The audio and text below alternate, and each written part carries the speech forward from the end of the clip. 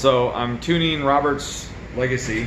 It's a 2010 Legacy that we did a custom low mount turbo setup on it, and we didn't want to go too big because the 5+1 speed in there, the 5+1 MT being their 5-speed base 6-speed transmission, it isn't the strongest transmission, you know, so we didn't want to go too crazy with it. So we put a 6758 on it.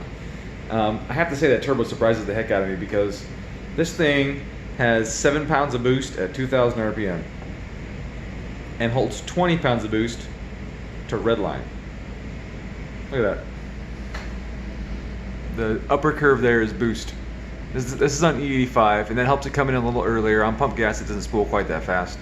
E85 always helps. You got the extra mass leaving the tailpipe and impart energy on the turbine wheels, so you get faster spool.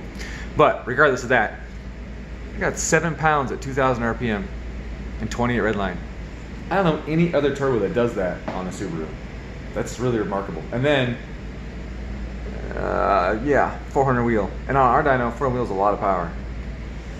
I think it's pretty cool.